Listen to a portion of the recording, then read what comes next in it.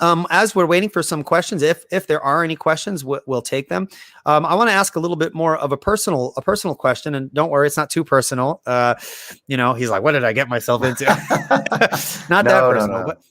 but someone who is as busy as you are. I mean, you're a pastor, you plant churches, you do stuff like this, you have your own content.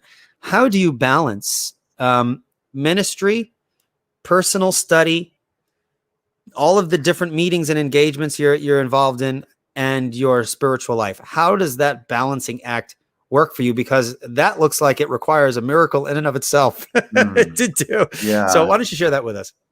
Well, that's tough. And I haven't always done that well, Eli. What happened earlier on when I was pastoring a church that was growing and One Minute Apologist started getting national recognition, then I started writing books and I started saying yes to opportunities, and I didn't realize how much I was burning out. And, because what can happen is, as Christians, we can be saying yes to good things, but it could burn us out. And all of us have a capacity. All of us have a lid. And sometimes I feel like, man, Lord, I wish that I wasn't such a sleepy guy, right? Like I feel like I need a nap about 3 o'clock every day.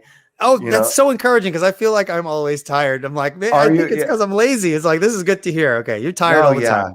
All right, good. I have Gilbert syndrome, which is kind of an immunity disease. It doesn't affect you at all, except I think it just makes your blood cell count lower. And so you can feel a little bit tired at times.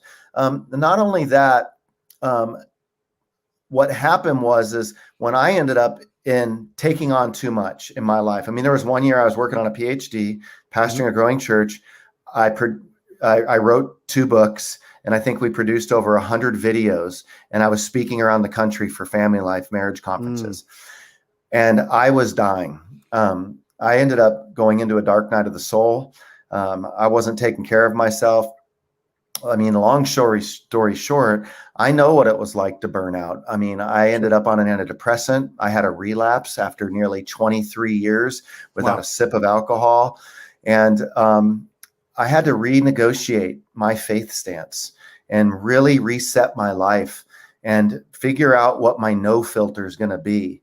What am I saying yes to? And the more defined we can get in our life about our mission and what we're about, then we can know what we need to say no to, and then what we're saying yes to. And that can really help us, because I think earlier on I was saying yes to things pastorate, yes to things writing, yes to YouTube, yes to speaking, yes to PhD. And I'm thankful that God spared me through that difficult time, because he's so good and he's so gracious that he was able to help me to recognize my need to slow down. And I resigned from my last church after that, because I just needed to pull away and think. And my family and I, we moved off to California, where I grew up, had the most wonderful couple years of healing, family time, bonding, and got a renewed passion for ministry. But before we started this church, I said, honey, I know how to burn out. I know what it looks like to take too much on. I mean, Eli, I still have regrets of looking at pictures of my kids when they were 3 and 5, because I did the 4-year THM at Dallas Seminary and a 1-year residency, 5 years of stuff in 3.5 years. I did over 102 hours of master's level work in 2.5 years. But you know what? That was a cost. I don't say that like because somebody paid. And who paid was my wife and my kids, because every day, you're studying 16 hours a day, even on the weekends. And, I take a break at dinner time to be with my wife and kids, and I still see pictures and I go, man, I was so detached. I wish that I would have recognized that education's not the most important thing in this world. It's loving Jesus, and it's loving people, in particular, those people that he's put in my care, my wife and kids. Yeah.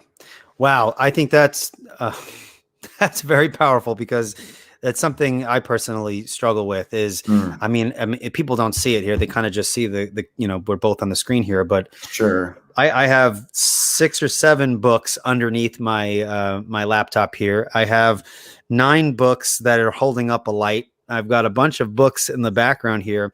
My life is a constant balance of studying, YouTube, work, family. And I love studying. I want to further my education, but there is this level of detachment I'm constantly battling. And because my mind wants to be here and investigate all this interesting stuff, my mind is not where it should be. And so that's a very encouraging thing you just said there, where it's important, but it's not that important at the end of the day. So yeah, the thing about apologetics is it can, especially if somebody has OCD tendencies, okay? Mm-hmm.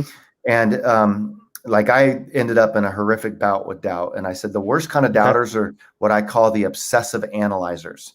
And that's somebody who's analytical, yet they got some OCD tendencies.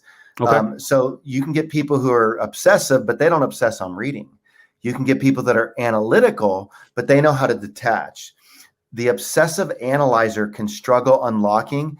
And I think that there could become this obsessive relationship with our studies as apologists that if we're not careful, we can just get it. Like I literally had to get rid of my books because I would look and I'd be like, oh man, I haven't read that one in a while. And it was like an ADD experience. And my books, I'd sit around my books and it would just overwhelm me. I was like, I gotta freshen up on this topic and I gotta read this and I gotta read this. And I had to clear the space because when we're finite, the project of trying to become omniscient will overwhelm us all. And no apologist is omniscient. And so the quicker we realize that and just celebrate our finitude, the more we can get about loving on our wife and kids who are more than just paper, but they are life and they're organic and they are long to be hugged and loved by us. And I'm so thankful that God opened my eyes. While I've missed some of it and I admit it, I want to help others to not.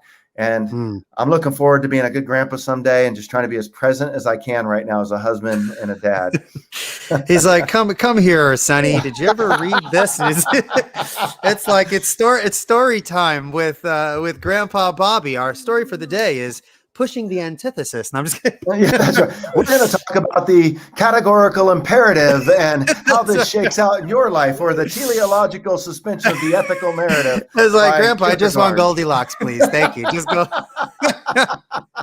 Right. That's awesome. Meet Wittgenstein. Goldilocks and the three philosophers. We could do this all day. All right. Well, wow. That was super helpful. And I think that's a great way to transition into some of the questions. We have a couple of questions.